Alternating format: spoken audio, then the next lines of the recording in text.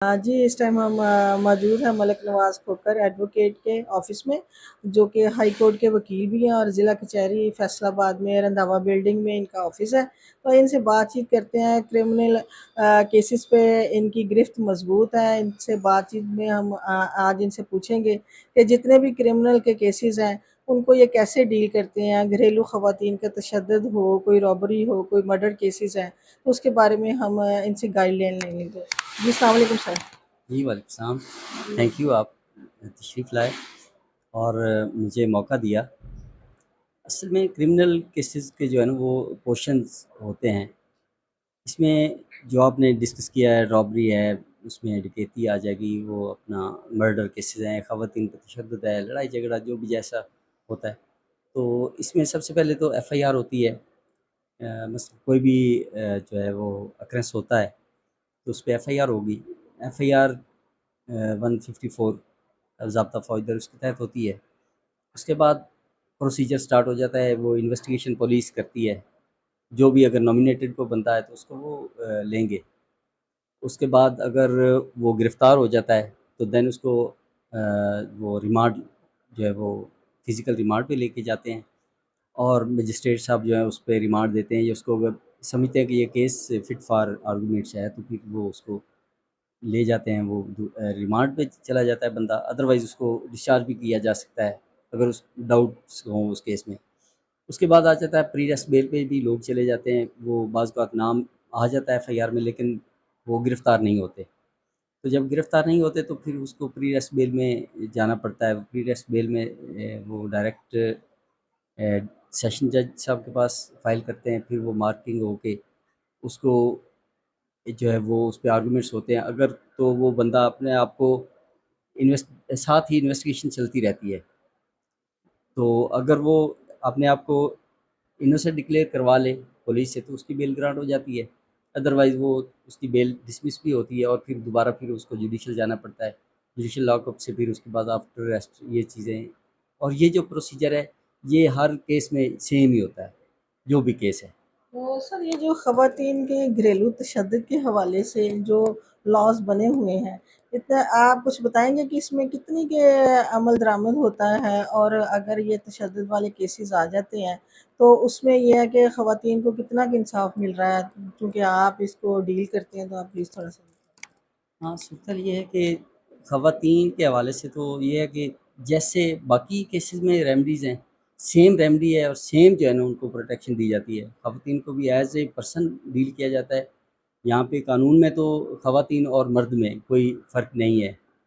As a person ही लिया जाता है। जैसे मेल पर्सन्स को डील करेंगे, ऐसे फीमेल का भी वो एफ़आईआर भी होती है, वैसे ही ट्रायल भी होता है केसेस का और उनको पूरा इंसाफ़ मिलता है जैसे सिचुएशन के मुताबिक। अगर केस ठीक है, तो डेफ़िनिटली वो उसको पनिशमेंट भी होती है। तो सर ये जो बच्चों के केसेस होते हैं बाज़ औक़ात डाइवोर्स में जो बच्चे छोटे होते हैं, उनके सिलसिले में ये होता है कि आप जो ख़र्चा होता है वो ज़ाहिर है कि बाप के होता है, बाप ने देना होता है और जो रहना होता है वो माँ के पास रहना होता है। तो उसमें कितना का आप समझते हैं कि ये कानून जो है इस पे इम्प्लीमेंटेशन होती है और जो वालिदैन हैं वो इसको किस तरह मैनेज करती हैं खर्चे को और ये खर्चा अगर मिल जाता है, कितना खर्चा होता है? ये ज़रा बताइए। एक हाँ, बच्चे मैम का। सोचता हूँ ये कि ये टॉपिक तो बड़ा डिटेल इसमें जाया जा सकता है। इसमें ख़वातीन के हवाले से कुछ हमारा सिस्टम जो है वो ज़रा ख़वातीन की तरफ ज़्यादा थोड़ा-सा इसके प्रोटेक्शन दी जाती है। फीमेल है उसके पास बच्चे अगर हैं, तो वो डिवोर्स ले भी ले, तो बच्चा उसके पास रहता है। लेकिन वो लिमिट्स होती हैं, एज लिमिट्स भी होती हैं और साथ में वालिद को भी वहाँ पे राइट्स हैं। वो उसको बच्चे को ले भी सकता है, वो हज़ानत में जा सकता है। तो मुस्तकिल हज़ानत भी बच्चों को मिल जाती है, तो बाज़ औक़ात वालिदा अगर शादी कर लेती है या वालिद शादी कर लेता है, तो वो उनके राइट्स जो है वो डिटरमिन किए जाते हैं कि किसके पास। यहाँ पे एक बात मैं ज़रूर समझूँगा कि जितने भी केसेज़ हैं बच्चों के हवाले से, वहाँ पे एक ही जो है ना वो कानून, एक ही वो मैक्सिम जो है ना वो डिस्कस होता है कि वेलफेयर ऑफ़ द चाइल्ड। जहाँ बच्चे की वेलफेयर होगी ना, कोर्ट मैक्सिमम कोशिश करती है कि उसी तरफ बच्चे को भेज दिया जाए। वालिदा के पास अगर वो बेहतर परवरिश पा सकता है, तो वालिदा के पास उसको रहने देते हैं। लेकिन मुलाकात बच्चे की वो वालिद कर सकता होता है, जो उसका जो है ना वो खर्चा पे कर रहा है, ठीक है ना? तो वो वेलफेयर देखनी होती है। अगर बाज़ औक़ात ये भी होता है, अगर कोर्ट नहीं समझती कि वालिदा इसको ठीक नहीं रख सकती, वालिदा के हालात अच्छे नहीं हैं, पीछे घरेलू हालात ठीक नहीं है या जो भी है, तो बाज़ औक़ात ऐसे केसेस होते हैं कि वालिदा के भी मामलात ख़राब निकलते हैं, वो साबित हो जाते हैं, तो वालिद को दे जाते हैं बच्चे, कोई तो मसला नहीं। सर थोड़ा-सा इसको मैं बढ़ाती हूँ बात को कि अगर फ़र्ज़ करें कि वालिद जो है वो ख़र्चा उठाने के काबिल नहीं है, अक्सर लड़ाइयाँ तो ख़र्चों से होती है ना कि बाप जो ख़र्चा उठाने के काबिल नहीं है, औरत भी इस काबिल नहीं है कि वो अपने बच्चों को पाल सके, तो फिर स्टेट या क्या इसमें है जी, बिल्कुल, आपने बड़ा अच्छा क्वेश्चन किया। इसमें बैतुल माल का भी है ज़िक्र, ठीक है जी। सबसे पहले तो ये है कि अगर वालिद एबल नहीं है कि वो खर्चा पे कर सके, तो उसके बाद दादा का है, दादे को भी उसमें पार्टी बनाया जा सकता है। दादा खर्चा पे करेगा, अगर उसके हालात अच्छे हैं तो। अगर दादा भी हालात उसके अच्छे नहीं हैं, वो कमज़ोर हो चुका है, वीक उसके फ़ाइनेंशियली प्रॉब्लम्स हैं, तो फिर बैतुल माल का भी है, लेकिन हमारी यहाँ प्रैक्टिस नहीं है, लोग इस तरफ जाते नहीं हैं। बैतुल माल को अगर परस्यू किया जाए, डिग्री होती है तो अगर कोर्ट समझती है कि वालिद भी खर्चा पे नहीं कर सकता, वालिदा भी नहीं कर रही, तो फिर वो बच्चे जो हैं वो बैतुल माल के थ्रू थ्रू ऑर्डर जो है, थ्रू कोर्ट ऑर्डर, वो बैतुल माल से रजू करेगी और वहाँ से भी उसको जो है ना वो तो खर्चा लग जाएगा। अंदाज़न एक बच्चे का कितना खर्चा होता है उसके अगर छोटा बेबी या 6 माह का या इससे स्कूल गोइंग है या देखें ये ना फैमिली टू फैमिली वेरी करता है।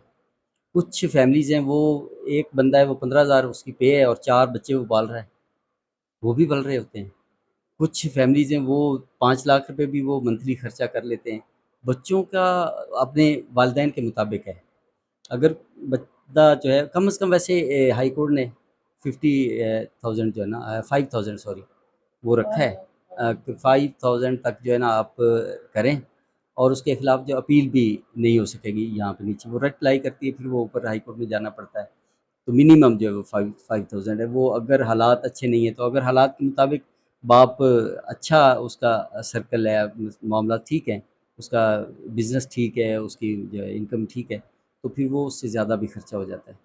तो सर आप क्रिमिनल केसेस करते हैं, उसको डील करते हैं और हमारे माशरे में क्रिमिनल केसेस की जो है ना, वो काफ़ी जो है केसेस पाकिस्तान में हैं।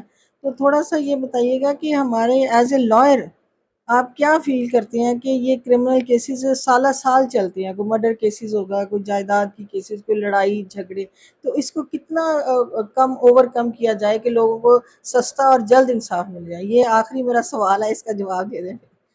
हाँ, मैम असल में ना आपने वो दुखती रग याद रखा है। यहाँ पे ना मैं माज़रत के साथ अपने सभी दोस्तों से जो लॉयर हैं, कुछ मामला तो हमारी वजह से लटक जाते हैं, ठीक है ना? कुछ हम नहीं चाह रहे होते। एक तरफ से होता है कि दूसरे को ज़लील करना है, वो पेशियाँ ले जाता है और एक बंदा कहता है जल्दी-जल्दी ये काम ख़त्म हो, वो थोड़ा-सा परेशान हो जाता है।